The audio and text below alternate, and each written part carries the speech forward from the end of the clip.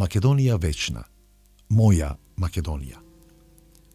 Почитувани, ве гушкам сите со љубовта за Македонија.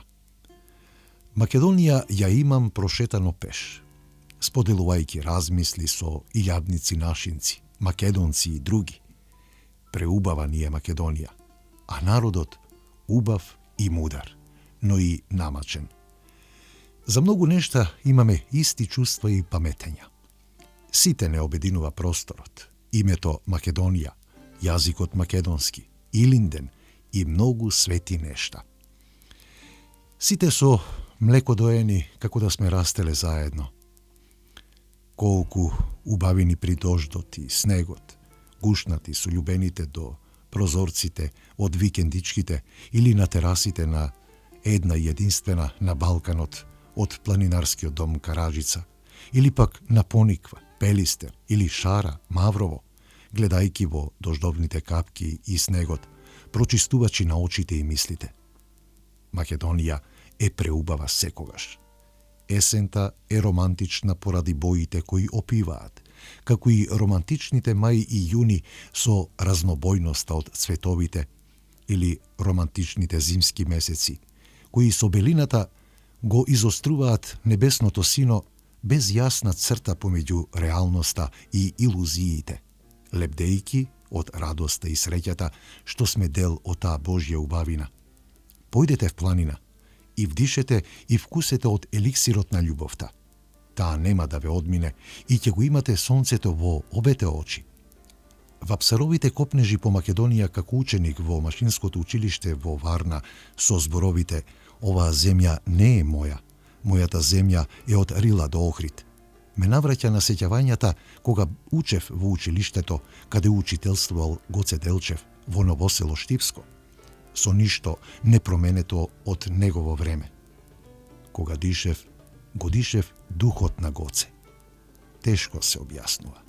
Истите клупи, со изрезбани имиња и години на нивното школување од 19. век.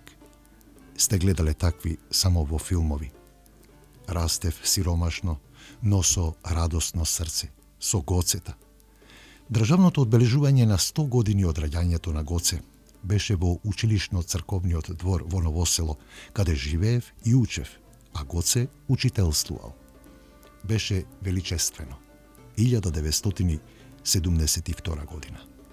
А денес се срамував од понижувачкото одбележување на 150 години од раѓањето на Гоце, апостолот на Македонија. Почитувани, рацеве сами се протегнуваат, копнеат за прегратки, барем уште еднаш би да ги прегрнат пријателите. Рацеве подадени кон нив, чиниш им довикуваат, ги повикуваат, заминати во Божите прегратки, со наша молба, нивните души да бидат сместени во рајска градина, каква што е Македонија. Почит за сите души, чувајки не до мигот на вечноста. Васе, Пеце, Љупчо, Лео, Батко Филип. Сара запиша: